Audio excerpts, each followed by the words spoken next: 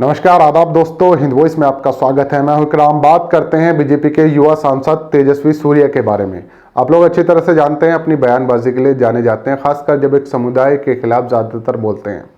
पिछले दिनों उनका वो ट्वीट जो उन्होंने रिट्वीट किया था तारिक फतेह का, जिसमें उन्होंने मुस्लिम महिलाओं के बारे में कुछ आपत्तिजनक कुछ शब्द लिखे हुए थे, उसको रिट्वीट कर दिया था। बाद में उसको लेकर काफ़ी हंगामा हुआ, लेकिन इस ट्वीट से चेहरे के पीछे जो मानसिकता छिपी हुई है वो किसी से छिपी नहीं है।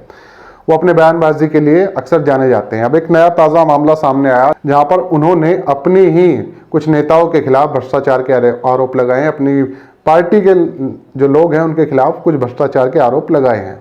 मामला बेंगलोर महानगर पालिका का है, जहां पर जो मेयर हैं वो भाजपा के ही हैं, गौतम कुमार राजस्थान से हैं। लेकिन यहां पर जो करप्शन चल रहा था उस पर बीजेपी नेता ने बड़ा सवाल खड़ा किया और उन्होंने ये कहा है कि यहाँ पर जो कोविड के अस्पताल हैं वो 25,000 से लेकर 50,000 रुपये तक मरीजों को बेचे जा रहे हैं। गरीब आदमी को सुविधा मिल नहीं पा रही है। वो अपनी टीम के साथ, यानी अपने चाचा जो उनके एक विधायक भी हैं, उनके चाचा भी हैं, उनके साथ निरीक्षण करने के लिए पहुंचे थे। साथ में एक उनके हाथ में लिस्ट भी थी, जिसको लेकर उन्होंने फिर से एक बार मुस्लिम समुदाय को निशाना बनाया है और उन कर्मचारियों की नियुक्ति पर सवाल खड़ा किया है।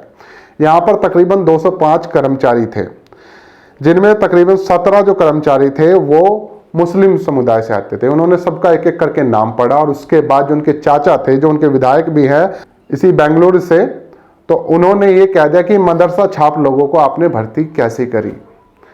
यानी कि वो आए तो थे करप्शन की बात करने, उस पर तो सवाल खड़ा किया ही, जांच के आदेश हुए, लेकिन साथ साथ उन्होंने जो अपना वो कम्युनल एजेंडा था उससे वो पीछे नहीं हटे और वो उन्होंने वहां पर थोप दिया। उन्होंने ये बात कही कि भाई मैं सिर्फ ये जानना चाहता हूँ, आप लोगों ने जो भर्ती किए हैं MBBS होने चाहिए थे, लेकिन आपने इन्होंने भर्ती क्यों किए। उनके जो चाचा हैं विधायक, उन्होंने साफ कहा कि भाई ये कोई हज कमेटी नहीं है कि आप लोग किसी को भी भर्ती कर देंगे, ये मदरसा छाप लोग हैं। और बड़े ही कड़े शब्दों में ये चीज़ उन्होंने कही। ये वीडियो तमाम सोशल मीडिया पर वायरल हो रही है, लेकिन इंग्लिश में है और साथ ही वहाँ की लैंग्वेज में है, रीजनल जो लैंग्वेज वहाँ पर बोली जाती है उसमें है, तो हिंदी में नहीं है, इसलिए लोगों के जो हिंदी बेल्ट है उनके पास नहीं पहुँची है। लेकिन मैं आपको बता रहा हूँ, कुछ स्क्रीनशॉट आपको डिस्प्ले पर दिखा देता हूँ। ये चीज़ें उन्होंने कही, यानी कि मामला चाहे इनकी नज़र में ये करप्शन का ढूंढना जाए, उसमें भी ये हिंदू मुस्लिम का एजेंडा जरूर ढूंढते हैं। इन्हें मुस्लिम फेस चाहिए, मुस्लिम विलेन चाहिए। साथ ही इन कर्मचारियों को जो नियुक्त करने वाली एजेंसी थी उस पर इन्होंने सवाल खड़ा किया। जो इनके चाचा विधायक है वो सब बोलते रहे। लिस्ट पहले इन्होंने नाम एक एक करके पढ़े, जिसमें कई तमाम 17 तकरीबन मुसलमानों के नाम थे, वो पढ़े। और ये 255 कर्मचारियों में से सिर्फ 17 थे, यानी कि ज़्यादा संख्या दूसरों की थी। लेकिन इनको आपत्ति सिर्फ मुसलमानों से है, मुसलमानों के नाम से है, खासकर उर्दू वाले नाम से है। और उन्होंने सीधा सवाल खड़ा किया कि ये मदरसा छाप लोग यहाँ पर भर्ती कैसे हुए। ये कोई हज कमेटी नहीं है कि आप किसी को भी भर्ती कर देंगे। लेकिन जो कर्मचारी हैं वो पढ़े लिखे हैं, मेडिकल से आए हैं पढ़कर, वो जो भर्ती प्रक्रिया होती है उसके अकॉर्डिंग आए होंगे। लेकिन नहीं, इनकी नज़र में वो मुसलमान है, सिर्फ मुसलमान है, और वो जाहिल है इनकी नज़र में। वो उनकी नज़र में मदरसा छाप है, वो उनकी नज़र में जिहादी हैं। क्योंकि एक एजेंडा चल रहा है, जब से बेंगलोर में हिंसा हुई है उसमें क्या हुआ कि वहाँ पर जो ये कहा जा रहा है कि बंगाली लोगों की हत्या हुई है और उसमें बांग्लादेशी और रोहिंग्या ने उनकी हत्या की है। इस तरह के व्हाट्सएप यूनिवर्सिटी पर मैसेज चल रहे हैं, जिसको लेकर बंगाल पुलिस भी एक्शन ले रही है और ऐसी फेक न्यूज़ फैलाने वालों को पकड़ रही है।